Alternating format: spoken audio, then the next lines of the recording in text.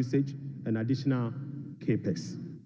The weighted average cost of gas will be increased from the current $7.80 per MMBTU to $8.45 to reflect the increased prices of natural gas as well as the changes in the supply mix. So, Speaker, the subsidy on weighted average cost of gas granted to some ceramic companies through the discounted industrial development tariff will be reversed. So, Speaker, I now take you to the revenue measures. Revenue measures. Mr. Speaker, in proposing some revenue measures to achieve the 2025 fiscal target for your consideration, I'll first take you to the IMF requirement. Mr. Speaker, this measures is inconsistent with our commitment under the IMF-supported program to observe a non-oil tax revenue effort of 0.6% point of GDP annually as part of the measures to improve domestic revenue mobilization and achieve our debt sustainability target over the medium term. Right, Honorable Speaker, despite our commitment to increase the non-oil tax revenue by 0.6%, we have programmed the following nuisance taxes for removal in line with our manifesto promise.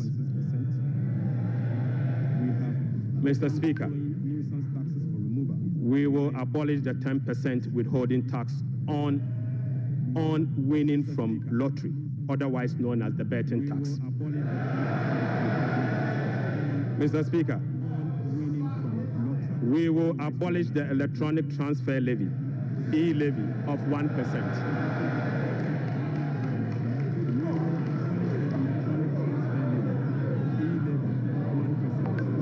Mr. Speaker, we will abolish the 10% withholding tax on betting. We will abolish the electronic transfer levy, e-levy of 1%. We will abolish the emission levy, otherwise as a WUSIE tax. We will abolish the VAT on motor vehicle insurance policy. Mr. Speaker, we will abolish the 1.5% withholding tax on unprocessed gold by small-scale miners.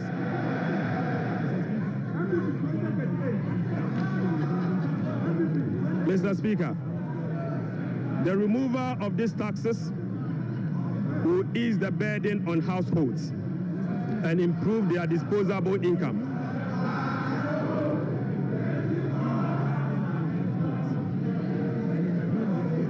Right, Honorable Speaker, the removal of these taxes will ease the burden on households and improve their disposable incomes. In addition, it will support business growth and improve tax compliance.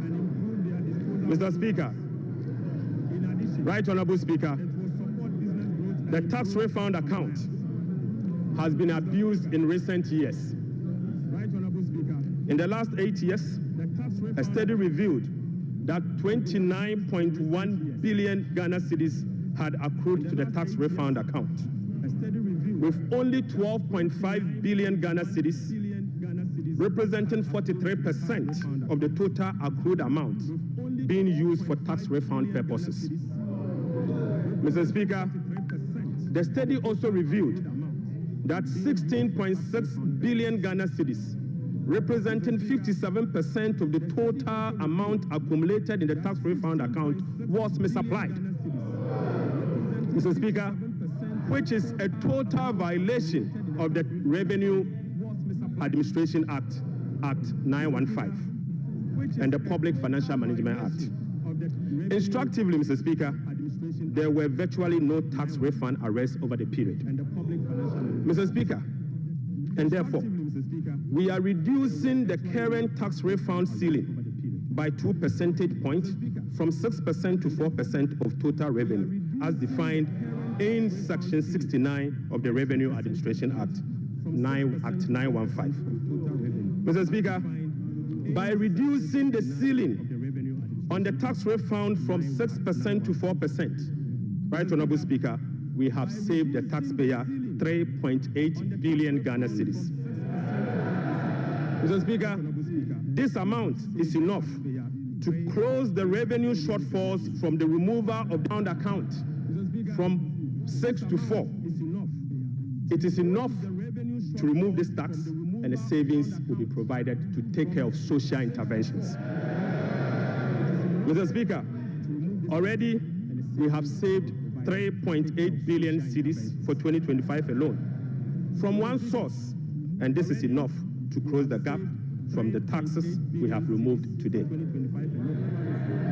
Mr. Speaker, to address the concerns from well-meaning Ghanaians on how we are going to close the revenue shortfalls as a result of the removal of selected taxes, the answer is that we have stopped the bleeding. We have stopped the bleeding. Mr. Speaker, accordingly, with this budget, we will amend the Revenue Administration Act 2016, Act 915. This measure will improve the tax revenue net of tax refund by 2%, representing 0.3% of GDP. Mr. Speaker, in line with government policy, the 2025 minimum wage recently negotiated with the National Tripartite Committee will be zero rated. This is consistent with our resolve to protect the poor and the vulnerable. Mr. Speaker, again, without increasing the levy, we will also review the Energy Sector Levies Act to consolidate the energy debt recovery, the Energy Sector Recovery Levy, and the Sanitation and Pollution Levy into one levy and use the proceeds to cater for energy sector shortfalls and service the inherited debt service obligation. Mr. Speaker, the reset has just begun. Right, Honorable Speaker, the rest of the energy sector levies, including the Road Fund Levy, Energy Fund Levy, Price Stabilization and Recovery Levy, Public Lighting Levy, and National Electrification Levy will remain to support the achievement of their intended objectives.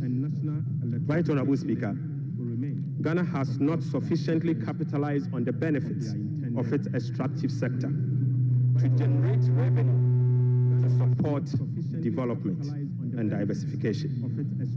We have failed to leverage our natural wealth by capturing its rent and channeling it towards productive infrastructure and human capital.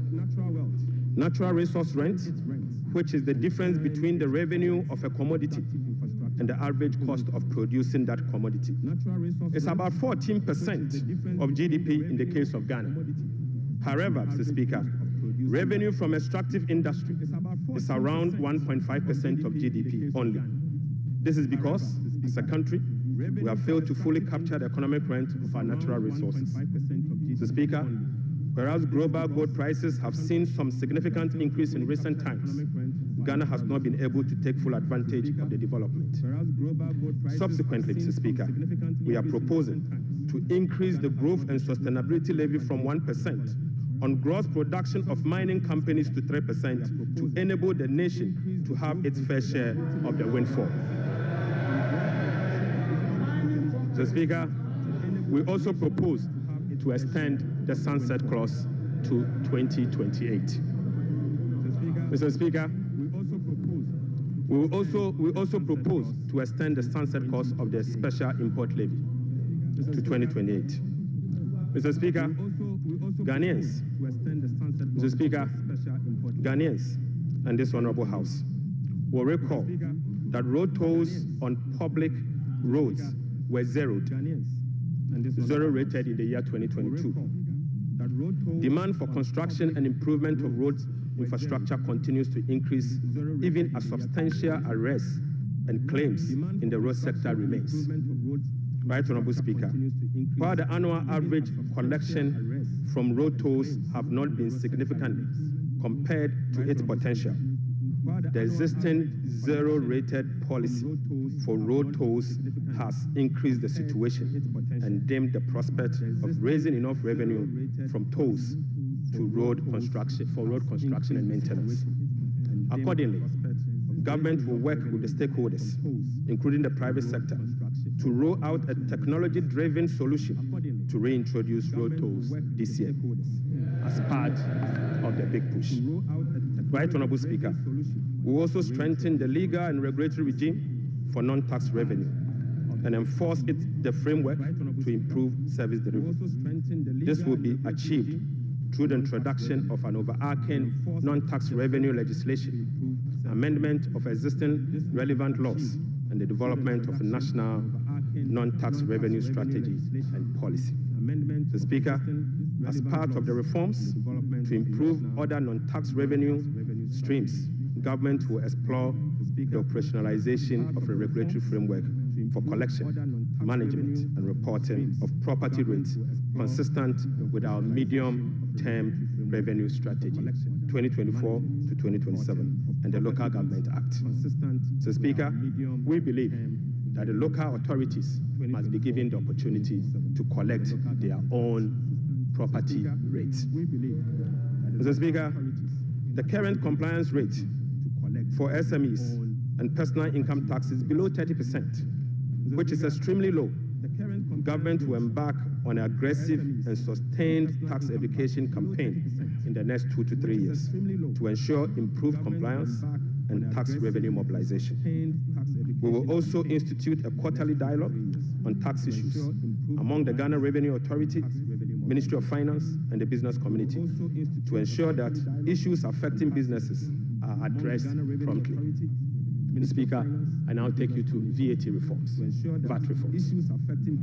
Right, Honorable Speaker, we commit to the people of Ghana and this House, the business community, that we will undertake a comprehensive value-added tax reform this year. Mr. Speaker, with the aim to review the current distortions and cascading structure of the value-added tax regime. Ghana's effective rate, VAT rate is about 22%. This is obviously because the 2.5% Get Fund levy, the National Health Insurance levy of 2.5%, and the COVID levy are well added to the base for a final determination of what is due for VAT purposes. Mr. Speaker, aside the high VAT rate, businesses are not permitted by law to claim their input VAT for NHIL, Get Fund, and COVID levy, compounding the burden on households. Right, Honorable Speaker, our VAT regime has been distorted and rendered inefficient. It combines both VAT and sales tax principles with a flat rate, standard rate, and levies. We have requested for technical assistance from the Fiscal Affairs Department of the IMF on VAT reforms. It is expected that the IMF mission will commence in April 2025. The recommendations from the Technical Assistance Mission are expected to inform our reform. Mr. Speaker, ahead of the IMF Technical Assistance Mission, I will inaugurate a VAT reform task force to hold broad consultation with key stakeholders for their input. Mr. Speaker, the parameters for VAT reform will be is for them to complete this year. Mr. Speaker, the parameters will include the following: 1, abolishing the COVID levy. Mr. Speaker, reversing the decoupling of Get Fund and NHIL VAT from VAT. Mr. Speaker, reducing the effective VAT rate for households and businesses, reversing the VAT flat rate regime, and upwardly adjusting the VAT registration threshold to exempt micro and small businesses from the collection of VAT. Mr. Speaker, will also improve compliance through public education and awareness. Mr. Speaker, I now take you to revenue mobilization and resource allocation. Mr. Speaker, total revenue and grant for 2025 is projected at 223.8 billion Ghana cedis, or 17.2% of GDP, up from 186.5 billion, or 17.4% of GDP. The projection is underpinned by non-oil revenue measures, which are expected to yield at least 0.6% of GDP. Mr. Speaker, total expenditure on commitment basis for 2025 has been programmed at 269.1 billion, representing 20.7% of GDP, down from 279.2 billion, which is 26% of GDP in the year 2024.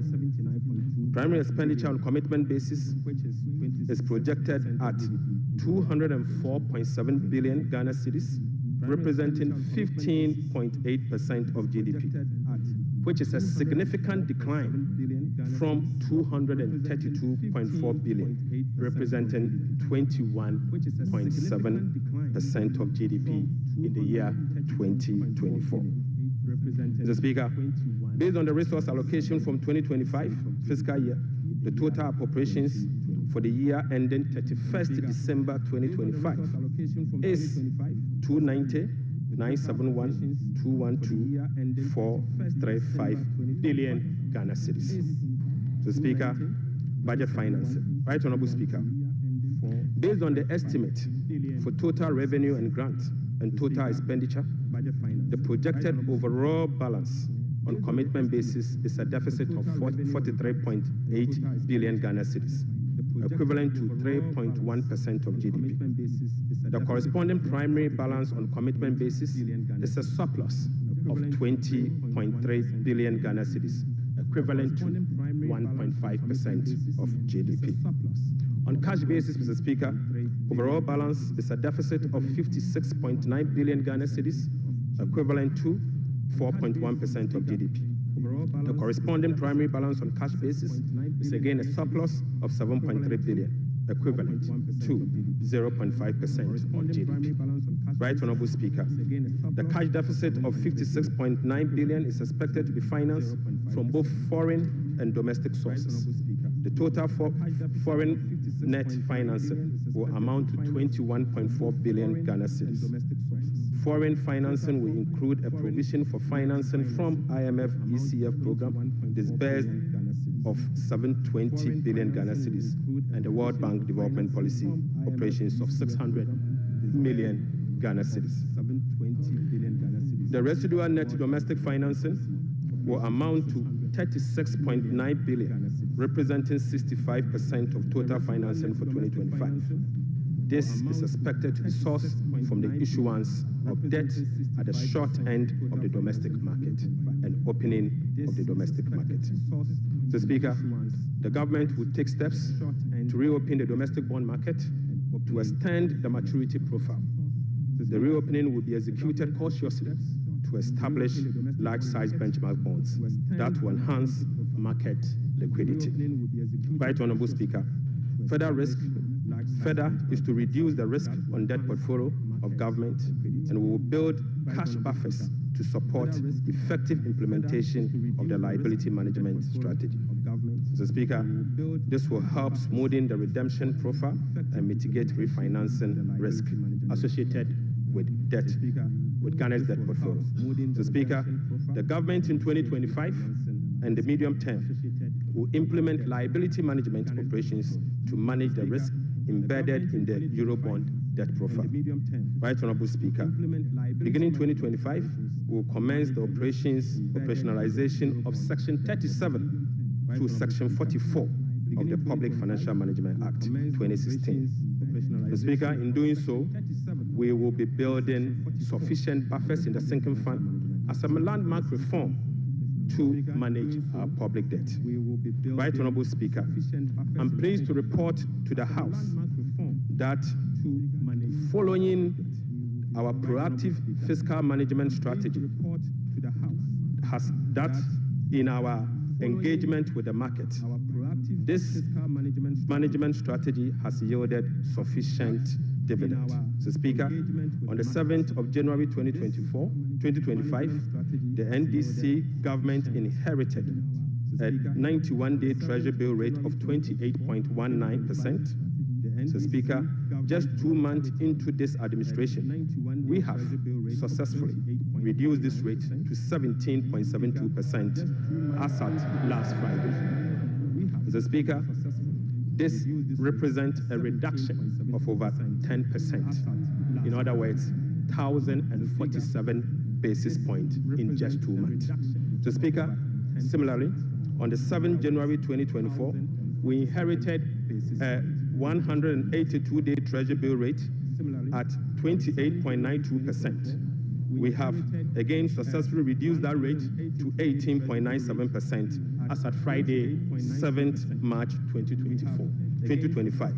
This represents a reduction of 995 basis points in only 2 months. Mr. Speaker, again, on the 7th of January 2025, we inherited a 364-day Treasury bill rate of 30.15%. We have successfully reduced this rate to 19.93% as at Friday, 7th March 2025. Mr. Speaker, this represents a reduction of 1,022 basis points in just 2 months.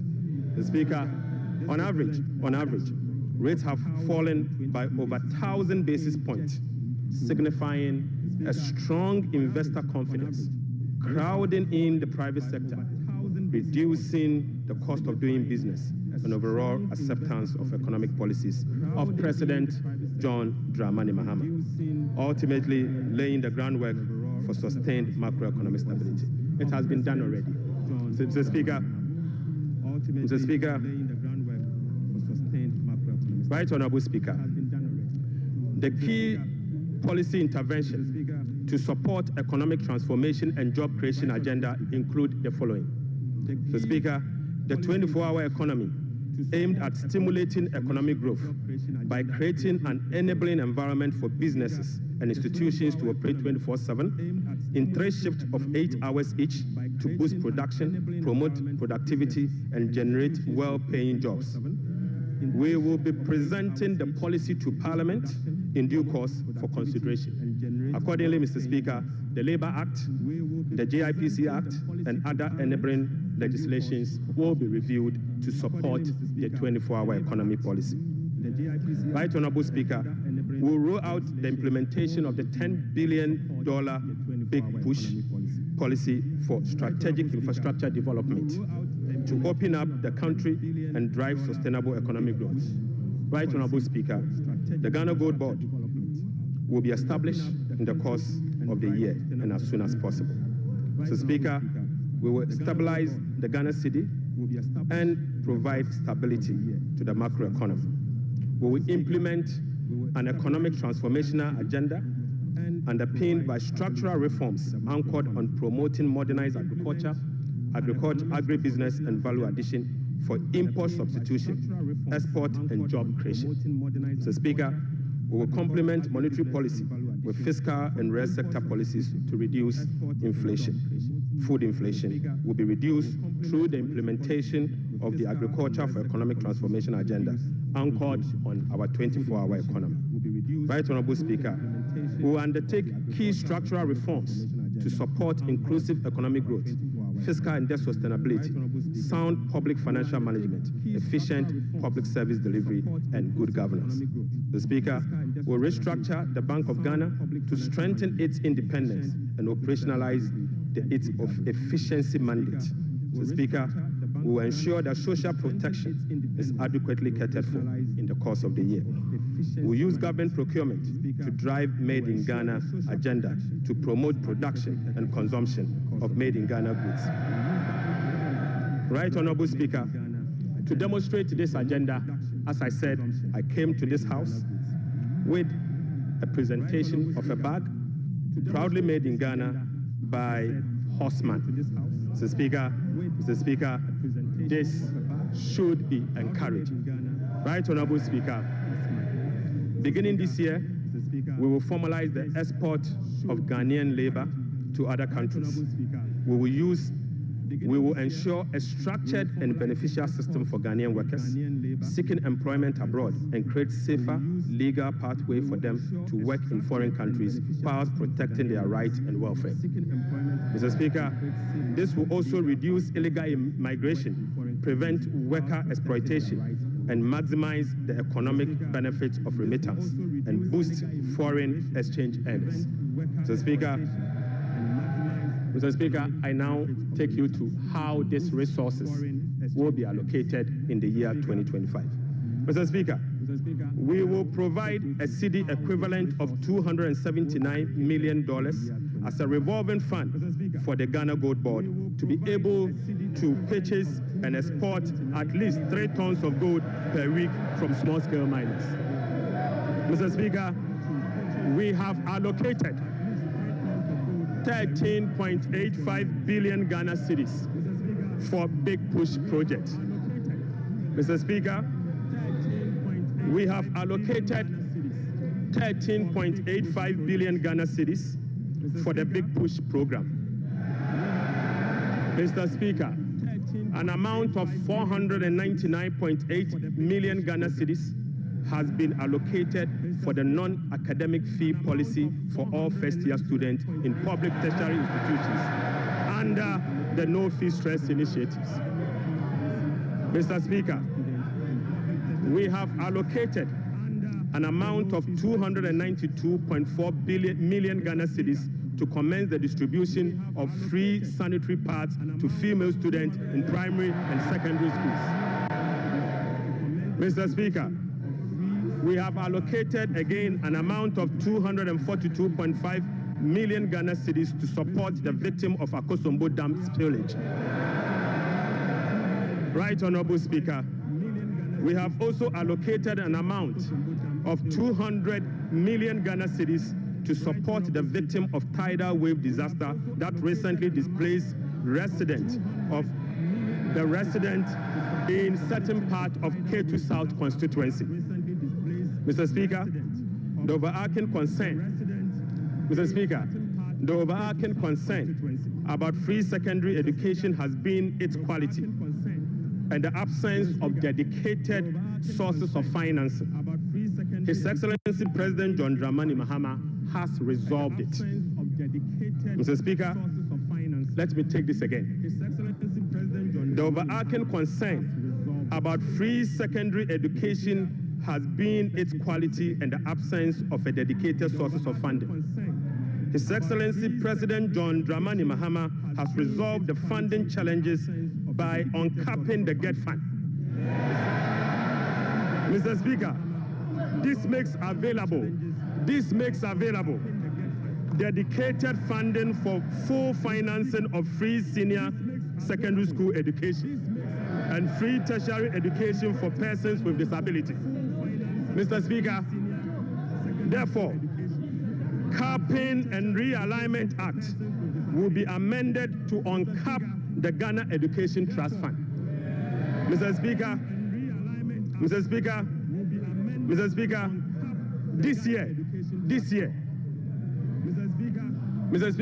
this year, the budget for free senior secondary school education program is 3.5 billion Ghana cedis.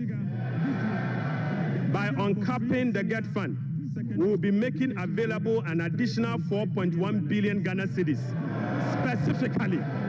specifically for financing free secondary education program and other related expenditures.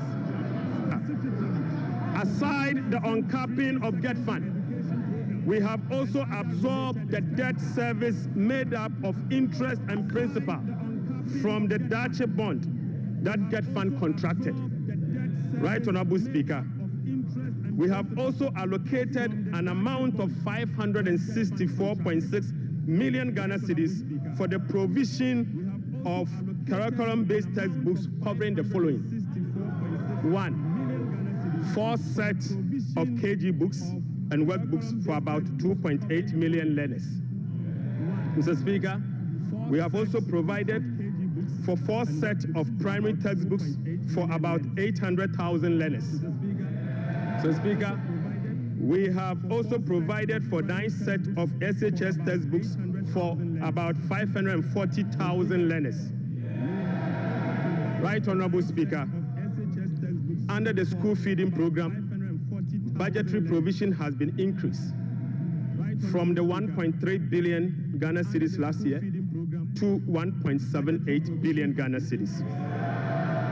Mr. Speaker, representing a 33% increase, the allocation for 2025 reflect an increase in feeding costs per meal, per child, from the 1 cedi 50 pesos to 2 cedis, representing 33.3%. Mr. Speaker, the government has also allocated 145.5 million Ghana cedis to the capitation grant, up from 84 million Ghana cedis in 2024. This is an increase of 73.4% over the previous year. Mr. Speaker, we have also allocated 203 million Ghana cedis for the payment of teacher training allowances and another 480 million Ghana cedis to nursing training allowances. Mr. Speaker,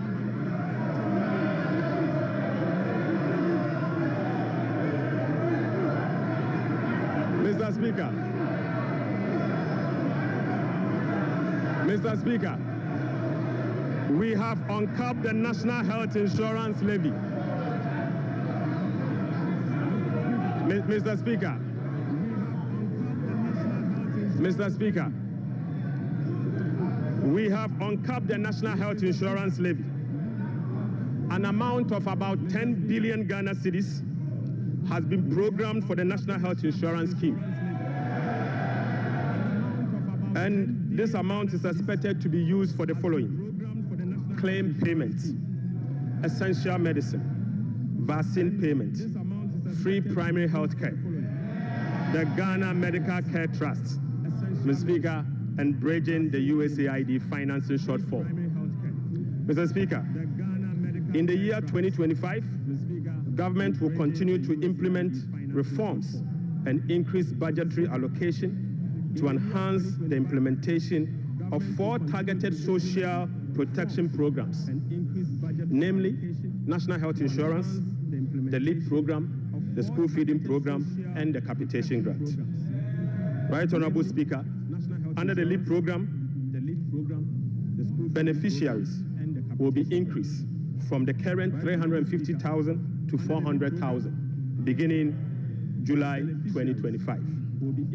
The allocation of 728.8 million Ghana cedis for last year has been increased to 953.5 million Ghana cedis in the year 2025. So, Speaker, we have also uncapped the road fund. An amount of 2.81 billion Ghana cedis has been programmed for the Ghana Road Fund to be used solely for road maintenance. This represents an increase of 155% over the 2024 allocation of 1.1 billion Ghana cedis. 1.1 billion Ghana cedis. Mr. Speaker, we have also allocated an amount of 7.5 billion Ghana cedis to the District Assembly Common Fund. In accordance with our decentralization policy, we propose to Parliament that a minimum of 80% of the funds allocated to the District Assembly Common Fund should be sent directly to the district assemblies to spur economic growth and at the district level to deepen decentralization. Right Honorable Speaker, I repeat, we have allocated an amount of 7.5 billion Ghana cedis to the district assemblies common fund. Mr. Speaker, in accordance with our decentralization policy and objective, we propose to Parliament that a minimum of 80% of the funds should be sent directly to the district assemblies to spur economic growth at the district level and deepen decentralization.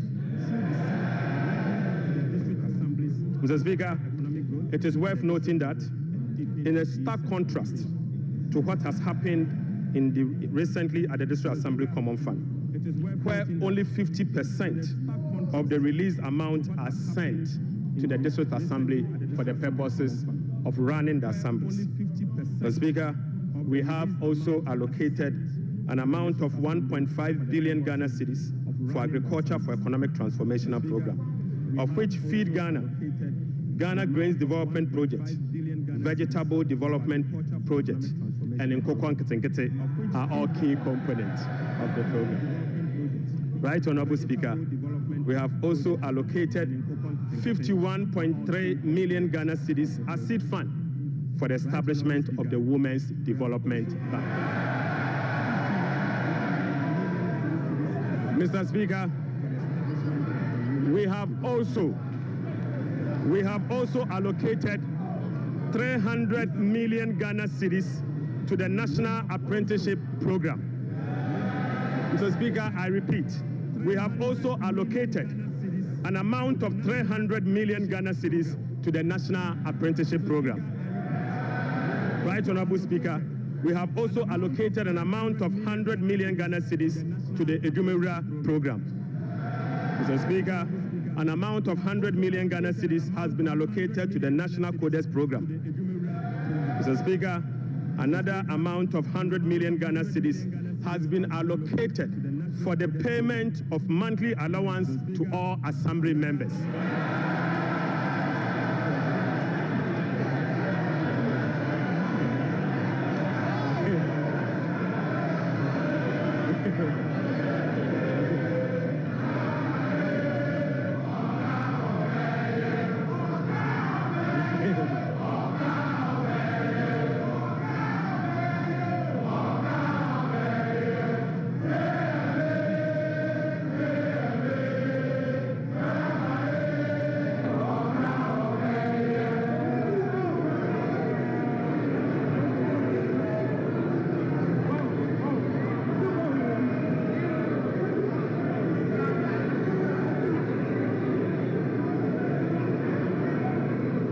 Mr. Speaker, Right Honorable Speaker,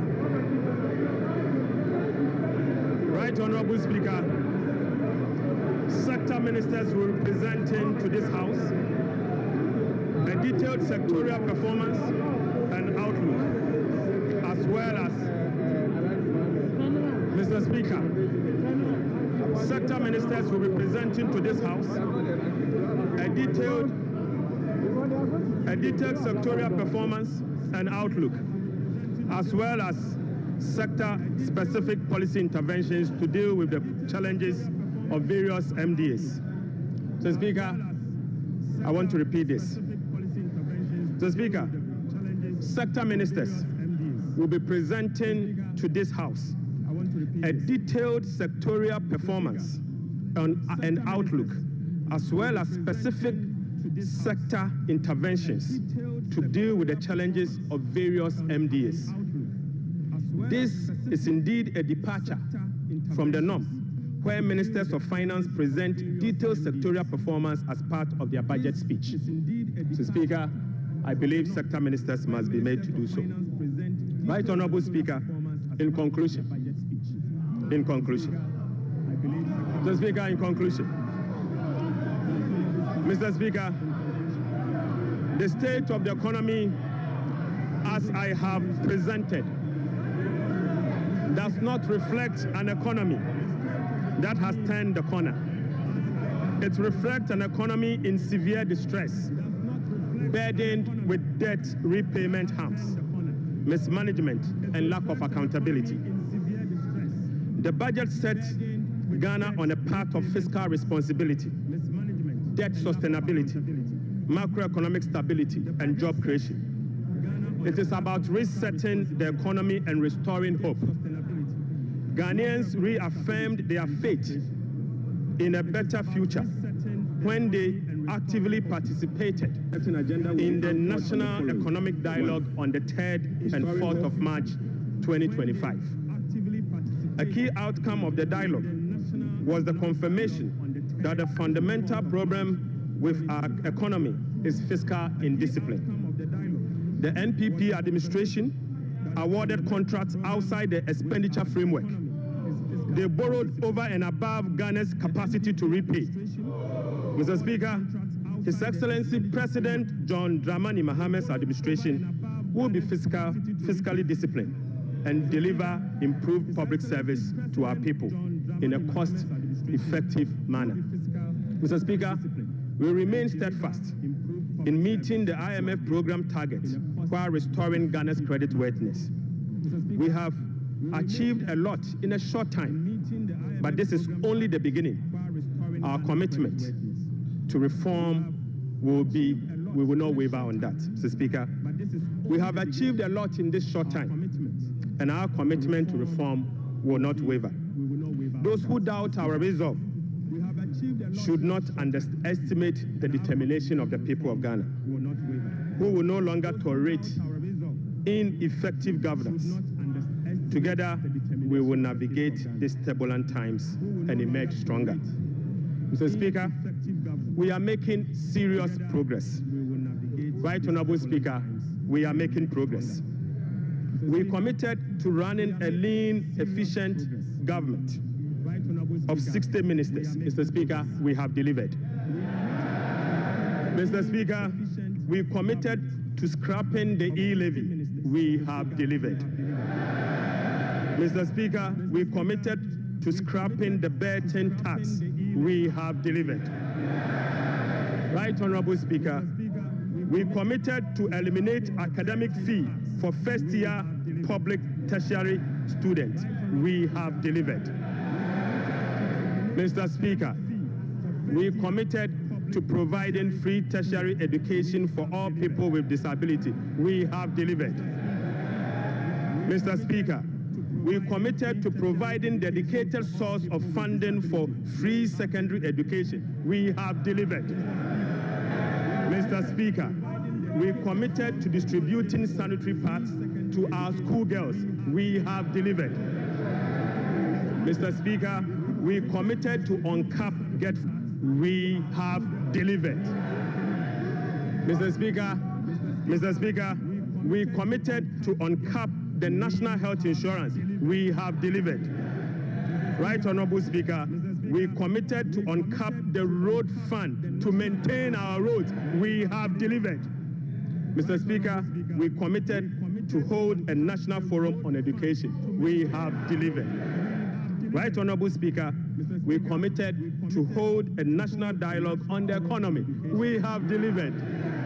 Mr. Speaker, we committed to deliver free primary health care. We have delivered. Mr. Speaker, we committed to deliver Mahama Care Program to finance the treatment of non-communicable disease. Mr. Speaker, we have delivered.